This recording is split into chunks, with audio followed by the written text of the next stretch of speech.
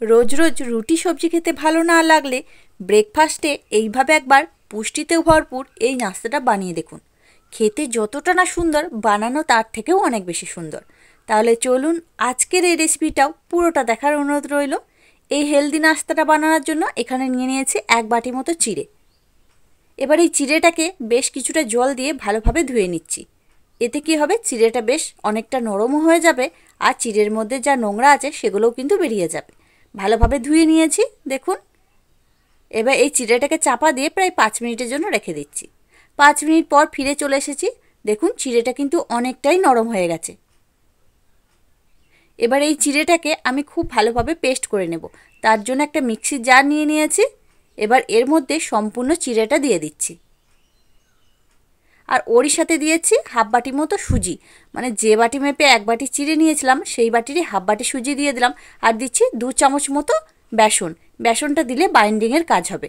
আর একটা সিদ্ধ করে রাখা আলু আমি একটু পিস পিস করে কেটে নিয়েছিলাম, খোসাটা ছাড়িয়ে নিয়েছি, এখানে দিয়ে দিলাম। আপনারা কিন্তু কাঁচা আলুটাও দিতে পারেন। আর অল্প একটু জল দিয়ে দিয়েছি। এবার এটাকে একদম স্মুথভাবে পেস্ট করে নিয়ে আসছি। দেখুন এটা কিন্তু ভালোভাবে পেস্ট করে নিয়েছি। এবার একটা বাটির মধ্যে ঢেলে নিচ্ছি। কত সুন্দরভাবে তৈরি হয়ে গেছে দেখুন। একদম একটা স্মুথ ব্যাটার এইভাবে করে নিতে হবে। মিক্সি জারটা ধুয়ে অল্প একটু জল দিয়ে দিচ্ছি। খুব বেশি কিন্তু জল দেওয়ার প্রয়োজন নেই, অল্প একটু জল দিলেই হবে।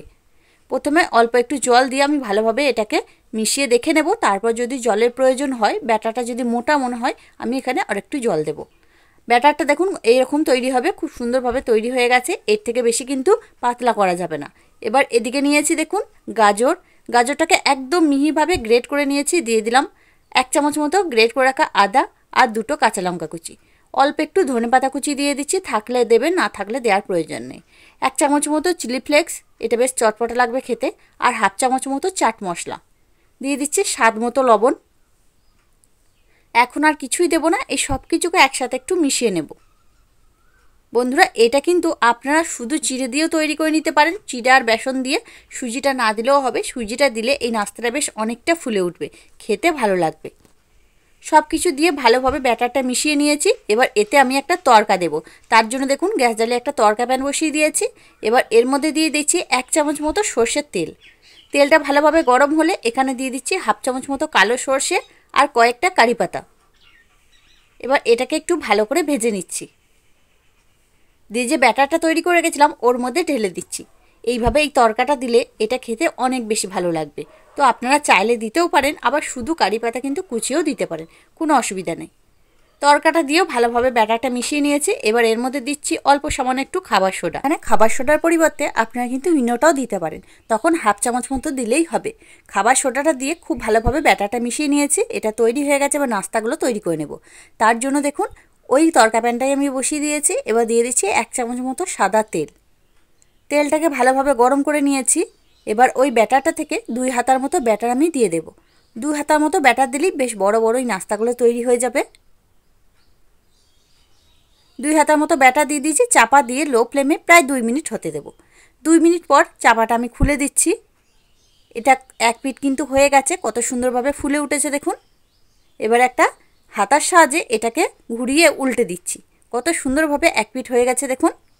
আবারও এইভাবেই আমি 2 মিনিট মতো হতে দেব। এটা কিন্তু আমার তৈরি হয়ে গেছে। দেখুন বন্ধুরা কত সুন্দরভাবে তৈরি হয়ে গেছে। এটা কিন্তু বেশি সময়ও লাগে না, অল্প সময়ের মধ্যে ভাজা হয়ে যায়। এটাকে এবার আমি তুলে নিচ্ছি। আবারও ওই একইভাবে আমি তেল দিয়ে গরম হতে দিয়েছিলাম। ব্যাটারটা থেকে 2 হাতার মতো ব্যাটার আমি দিয়ে দিচ্ছি। দিয়ে এটাকে চাড়িয়ে একটু সমান করে দিচ্ছি, তাহলে বেশ গোল গোল ধরনের নাস্তাগুলো তৈরি হবে। দিয়ে আবারও ওই একইভাবে এটাকে চাপা দিয়ে একদম লো ফ্লেমে 2 মিনিট মতো হতে দিচ্ছি। 2 মিনিট হয়ে গেছে। এটারও আমি চাপাটা খুলে দিচ্ছি। দেখুন এটাও কিন্তু খুব সুন্দরভাবে এক পিঠ ভাজা হয়ে গেছে, কত সুন্দর ফুলে উঠেছে দেখুন। এবার এটাকে হাতার সাহায্যে খুব সাবধানে আমি উল্টে দেব। খুব অনায়াসে উঠেও যাবে, কোনো অসুবিধা নেই। দেখুন বন্ধুরা এটাও কিন্তু এক পিঠ খুব সুন্দরভাবে ভাজা হয়ে গেছে। এটা কিন্তু আমার ভাজা হয়ে গেছে। 2 পিঠই আমি ভালোভাবে ভেজে নিয়েছি, খুব সুন্দরভাবে ভাজা হয়ে গেছে। এর থেকে বেশি ভাজার প্রয়োজন নেই। এবার এটাকে আমি তুলে নিচ্ছি। আর বাকি যেগুলো আছে সবগুলোকে এই একইভাবে আমি তৈরি করে নিয়ে আসছি। এই দেখুন বন্ধুরা তৈরি হয়ে গেল আমার সুপার টেস্টি হেলদি ব্রেকফাস্ট। অবশ্যই কিন্তু এইভাবে বানিয়ে দেখতে পারেন। যখনই একঘেয়েমি রুটি সবজি খেতে ভালো না লাগবে তখন এইভাবে অল্প একটু চিড়ে দিয়ে এই হেলদি নাস্তাটা বানিয়ে দেখতে পারেন। খেতে তো খুবই সুন্দর আর বানানো তার থেকেও অনেক বেশি সুন্দর। আপনারা কিন্তু এইভাবে বাচ্চাদের টিফিনেও দিতে পারেন। বাচ্চারা কিন্তু অনায়াসে খেয়ে নেবে, খুবই পছন্দ করবে। আর এটা বানানো এতটাই সহজ, আপনারা দেখলেন 2 থেকে 3 মিনিটের মধ্যে তৈরি হয়ে যাবে এক একটা নাস্তা, আর খেতে হবে সুপার টেস্টি। তাহলে বন্ধুরা, আজকে আমার এই হেলদি ব্রেকফাস্টের রেসিপিটা আপনাদের কাছে কেমন লাগলো সেটা কিন্তু অবশ্যই কমেন্টের মাধ্যমে জানিয়ে দেবেন। দেখে যদি একটু ভালো লেগে থাকে লাইক দিতে ভুলবেন না। চ্যানেলটিকে যদি এখনও সাবস্ক্রাইব করা না থাকে তাহলে চ্যানেলটিকে সাবস্ক্রাইব করে নেওয়ার অনুরোধ রইল। তার সাথে পাশে থাকা বেল আইকনটি প্রেস করে দেবেন। আমি যখনই কোনো ভিডিও দেব তার নোটিফিকেশন সবার আগে আপনার কাছে পৌঁছে যাবে। তাহলে আজকের মতো এখানেই, আবারও ফিরে আসছে অন্য কোনো দিন অন্য একটা রেসিপি নিয়ে। ততক্ষণ আপনারা ভালো থাকবেন, সুস্থ থাকবেন। ধন্যবাদ।